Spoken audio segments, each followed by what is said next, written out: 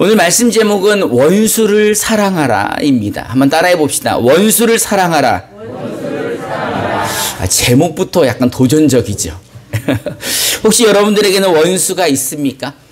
우리나라에 원수가 있을까 보니까 우리나라는 늘 일본을 원수로 생각하는 것 같아요. 그래서 스포츠 경기를 해도 뭐 축구, 야구 상관없이 한일전 그러면 일단 뭐 하고 봐야 돼? 이기고 봐야지. 이기고. 그래 선수들도 얼마나 부담이 됩니까? 근데 그 원수 관계가 어떻게 이루어졌어요? 그 오랜 역사 속에서 그 잔인하고 무서웠던 전쟁과 그 식민지와 그런 것들 때문에 이제 그 당시 살았던 사람이라면 아마 용서가 안 될 거예요. 임진왜란을 직접 겪었거나 아니면 일제시대를 겪었던 분들이라면 용서가 되지 않겠죠. 이스라엘도 사실은 자기네 나라만의 선민 사상이 있어요.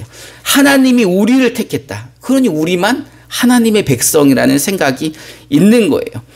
근데 이제 그 하나님이 아브라함을 선택하시고 쭉 세월이 지나 출애굽하고 난 다음에는 광야에 나와 보니까는 이스라엘의 아군은 아무도 없는 거죠. 이스라엘의 친구는 아무도 없이 어떻게 해서든지 이스라엘을 뜯어먹고 뺏어먹고 어떻게 하려는 사람들밖에 없는 거죠. 그런 나라들밖에. 그래서 그 이후 이 출애굽 이후에 모든 이방인들을 자신들의 적으로 생각을 합니다. 그래서 오늘 본문에서 예수님께서 이 많은 무리들 데리고 산으로 가시죠. 월악산으로 가셨나? 산으로 가셔서 이제 그 아주 보배와 같은 말씀을 하십니다. 그래서 그 마태복음 5장부터 7장까지를 산상보훈, 보배와 같은 말씀이다. 또는 산상수훈 이렇게 이야기를 하는데 예수님이 이런 말씀을 하십니다. 우리 마태복음 5장 43절을 개역개정으로 한번 읽어봅시다. 시작.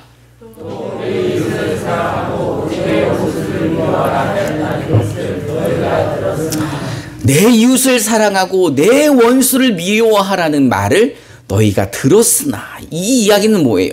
이 말씀은 누구나 다 안다는 이야기 아니에요. 이웃 사랑하고 원수 미워하는 건 너희들 다 아는 이야기지만 라는 말씀인데 사실 이 말씀은 그런 말씀이 아니에요. 그 예수님이 인용하신 레위기 19장 18절 말씀을 보면 이렇습니다. 우리 한번 읽어봅시다. 시작. 원수를 갚지 말며 노고를 원망하지 말며 내 이웃 사랑하기를 내 자신과 같이 사랑하라. 나는 여호와이다. 여기 원수 미워하라는 말씀 있어요, 없어요? 여러분 오늘 집에 가서 원수 미워해도 된다는 말씀을 성경 전체를 통해서 한번 찾아보십시오. 없어요. 근데 왜 예수님은 이런 말씀을 하셨는가? 사실 그 이스라엘의 선민의식은 출애굽 이후에 강했지만 지금 예수님 당시는 더 강할 때입니다. 왜냐하면 여러분 왜 이스라엘 사람들을 유대인이라고 하시는지 아십니까?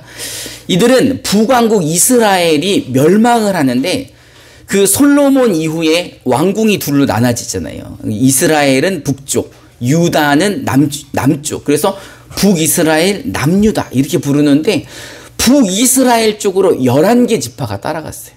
그 남유다로는 누구만 왔어요? 유다 민족만 온 거예요. 근데 북이스라엘의 11개 지파가 멸망당한 후에 이들이 다 흩어진 거예요. 그러니 이들은 이스라엘의 순수성을 다 잃어버린 거죠. 그리고 남유다도 망했지만 그들은 70년 포로 생활 이후에 돌아오잖아요. 예루살렘으로 돌아온 민족이 유다 족속밖에 없었던 거죠. 그래서 이들은 유대인이라고 그냥 말하는 거예요. 이스라엘이지만 그 안에는 한 지파만 남아있는 거죠. 유다 민족들만. 그래서 이들은 자기네들의 선민의식, 이 유대 사람이라는 게 굉장히 강했어요. 그리고 우리 외에는 다 이방인들인 거죠. 근데 이제 일부 이스라엘에 거주했던 이방 사람들 몇 명 빼고는 다 이방인이라고 치부했습니다. 하여간 이 말씀을 이들은 유대인들에게만 적용한 말씀이라 생각한 거예요. 너희가 서로 사랑하라라는 것은 누구끼리 사랑하라는 거예요? 유대인들끼리만 사랑하라는 거죠.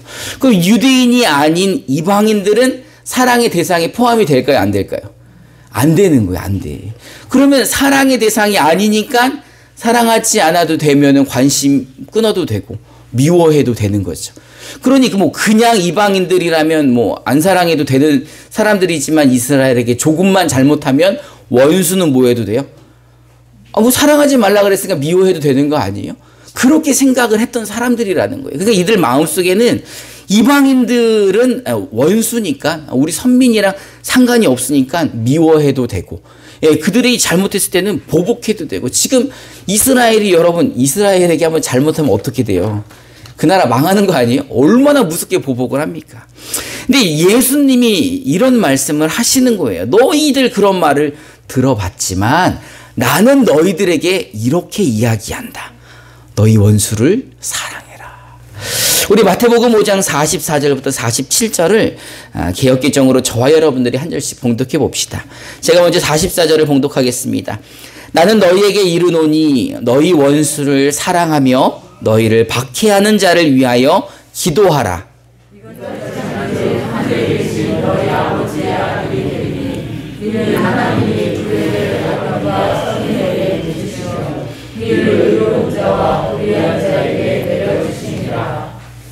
너희가 너희를 사랑하는 자를 사랑하면 무슨 상이 있으리요? 세리도 이와 이같이 아니하겠느냐? 또 너희가 너희 형제에게만 무난하면 나보다 더하는 것이 무엇이냐? 이방인들도 이같이 아니하느냐? 아멘. 야, 사랑하는 사람만 사랑하는 거는 저 죄인인 세리도 하는 거야. 여러분, 그 뭐 도둑이라고 강도라고 나쁜 사람이라고 자기 사랑하는 사람까지 나쁘게 합니까? 자기가 사랑하는 사람 사랑하는 건 누구나 하는 거죠. 형제들에게 인사하는 것은 누구나 해요. 이방 사람들도 그렇게 한다고 예수님이 말하는 거죠. 하나님을 아버지라 부른다면, 하나님을 사랑하는 자라면 그 너희는 어떻게 하라는 거예요? 원수를 사랑하라 라고 이야기를 하는 거죠. 그리고 너희를 핍박하는 자를 위해서 뭐 하라는 겁니까? 기도하라는 거예요. 기도. 여러분 아까 원수 있다 그러셨어요? 없다 그러셨어요? 예? 얘기 못하죠. 근데 그런 사람이 있어. 보기만 해도 꼴이 보기 싫은 사람.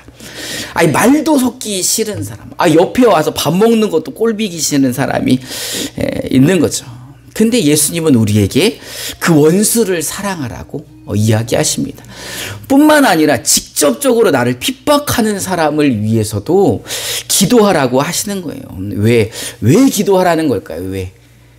왜 기도하라는 거예요?